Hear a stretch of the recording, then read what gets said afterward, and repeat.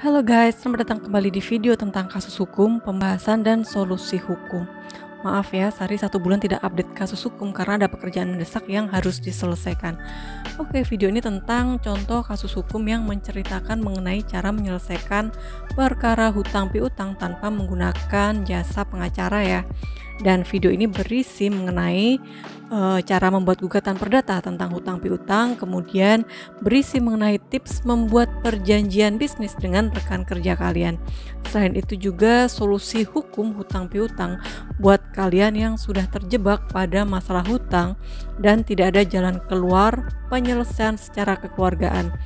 Lalu kemudian untuk kalian yang tidak mengalaminya, jangan sampai contoh video ini terjadi ya pada kehidupan kalian sehingga bisnis kalian semakin sukses, berkembang, dan selalu cuan. Bagaimana dengan pembahasannya? Simak video ini sampai dengan selesai ya. Oke, kita langsung aja ya ke pembahasan hukumnya. Jadi pada hari ini di kantor Sari kedatangan seorang sahabat bernama Eyu yang hendak berkonsultasi mengenai permasalahan hukum yang sedang dihadapinya.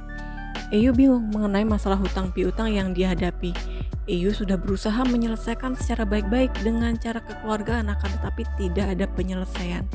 Eyu menceritakan awal mula permasalahan hutang piutang, yaitu berawal dari pada saat Eyu dan Odi adalah teman sejak dari masa muda hingga dewasa. Mereka berdua sudah seperti saudara kandung. Eyu sangat mempercayai Odi, sehingga sekitar kurang lebihnya tahun 2018, Odi meminjam uang kepada Eyu untuk menjalankan bisnis yang sangat menjanjikan. Odi menjanjikan kepada Eyu untuk segera mengembalikan uang pinjaman berikut dengan bunga yang sangat besar karena bisnis yang akan dikerjakannya menghasilkan keuntungan yang cukup besar. Lalu karena Eyu sangat percaya kepada Odi, kemudian Eyu mengadakan perjanjian pinjaman uang, yaitu sebagai berikut. Pada tanggal 3 September tahun 2018, sebesar kurang lebihnya 100 juta. Eyu meminjamkan uang tersebut kepada Odi dengan jangka waktu pengembalian pinjaman sampai dengan tanggal 2 September 2019. Kemudian pada tanggal 7 November 2018, Eyu meminjamkan kembali uang sebesar 400 juta rupiah. Dan pada tanggal 17 November 2018, Eyu kembali meminjami uang kepada Odi sebesar 200 juta rupiah.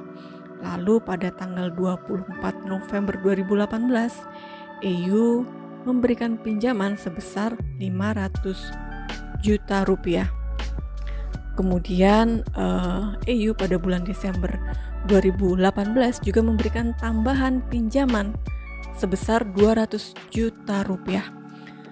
Bahwa karena adanya tambahan pinjaman yang belum dituangkan dalam kesepakatan atau perjanjian, maka Eyu dan Odi sepakat untuk memperbaharui perjanjian pinjaman uang pertama, kedua, ketiga, dan keempat ke dalam perjanjian yang baru, yaitu perjanjian pinjaman uang tertanggal 6 Mei 2019 sebesar 1.400.000.000 rupiah. Adapun ketentuan pembayaran pokok hutang, bunga, dan denda diatur pada perjanjian pinjaman yang telah disepakati kedua belah pihak. Nah, seperti itu ya hutang piutang yang terjadi antara Eyu dan Odi. Dan yang menjadi permasalahan hukumnya dalam kasus ini adalah Odi sebagai peminjam uang tidak segera menyelesaikan kewajiban pembayaran uang berikut dengan bunga dan denda sebagaimana yang diperjanjikan sebelumnya. Bahkan jangka waktu pengembalian hutang sudah terlampaui. Kemudian Eyu pada saat bertemu dengan Sari sangat bingung dikarenakan Odi tidak membayar hutang-hutangnya berikut dengan bunga dan juga denda karena telah melebihi batas waktu yang telah disepakati bersama. Kemudian yang menjadi pertanyaan Eyu kepada Sari adalah apa langkah yang harus dilakukan Eyu sebagai pemilik modal. Oke, begitu ya guys kasus hukum yang dialami oleh teman Sari bernama Eyu. Mungkin di antara kalian ada yang bernasib sama dengan Eyu. Semoga video ini memberikan jawabannya untuk kalian. Kita langsung ke pembahasannya aja ya. Jadi berdasarkan pada dasar hukum, yaitu berdasarkan pada pasal 1338 Kitab Undang-Undang Hukum Perdata, di dalamnya menjelaskan mengenai bahwa semua perjanjian yang dibuat secara sah berlaku sebagai undang-undang bagi mereka yang membuatnya. Kemudian berdasarkan pada dasar hukum pasal 1238 Kitab Undang-Undang Hukum Perdata, di dalamnya menjelaskan kurang lebihnya, yaitu mengenai debitur dinyatakan lalai dengan surat perintah atau dengan akta sejenis itu, atau berdasarkan kekuatan dari perikatan sendiri, yaitu bila perikatan ini mengakibatkan debitur harus dianggap lalai dengan lewatnya waktu yang ditentukan. Kemudian dasar hukum selanjutnya yaitu pasal 1239 Kitab Undang-Undang Hukum Perdata. Di dalamnya kurang lebihnya menjelaskan di mana tiap perikatan untuk berbuat sesuatu atau untuk tidak berbuat sesuatu wajib diselesaikan dengan memberikan penggantian biaya, kerugian, dan bunga bila debitur tidak memenuhi kewajibannya. Nah, berdasarkan pada pasal yang telah Sari sebutkan ini, maka perjanjian yang telah ditandatangani antara EU dan ODI berlaku sebagai undang-undang bagi mereka berdua, karena mereka berdua yang telah bersepakat untuk membuatnya, dan juga mereka berdua terikat dengan hak dan kewajiban yang wajib mereka terima dan laksanakan. Apa saja hak dan kewajiban ODI dan EU? Di antaranya yaitu sebagai berikut, di mana EU mempunyai hak untuk mendapatkan bunga atas uang investasi yang telah dipinjamkannya kepada ODI. Berikut juga pokok hutang dan denda. Kemudian ODI mempunyai kewajiban untuk membayarkan uang pokok milik EU berikut dengan bunga dan juga denda keterlambatan sebagaimana perjanjian yang telah mereka sepakati bersama. Nah, begitu ya kurang lebihnya hak dan kewajiban mereka berdua. Kemudian karena dalam permasalahan hukum ini ODI tidak membayar kewajibannya, maka solusinya adalah EU mempunyai hak untuk mengajukan gugatan perdata ke pengadilan negeri, karena EU dalam hal ini adalah orang yang dirugikan.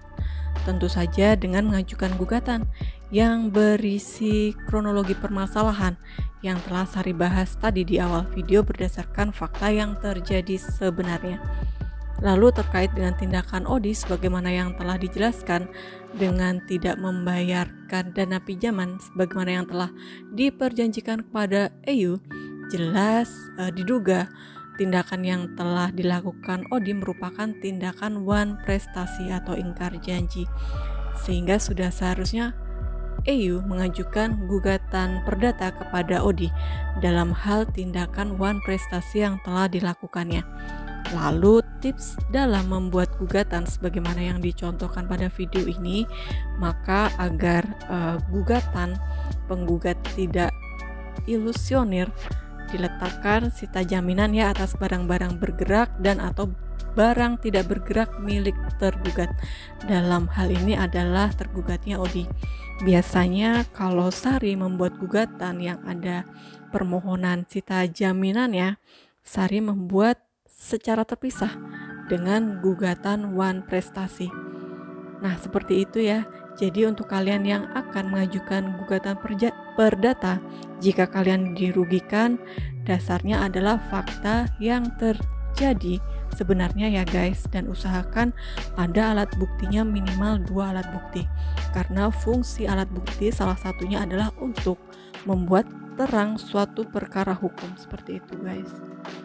Lalu alternatif solusi selanjutnya jika kalian keberatan menyelesaikan permasalahan lewat gugatan perdata karena mungkin dengan alasan tidak mau berperkara di pengadilan, mungkin kalian bisa melakukannya mediasi terlebih dahulu secara kekeluargaan untuk dicari win-win solutionnya.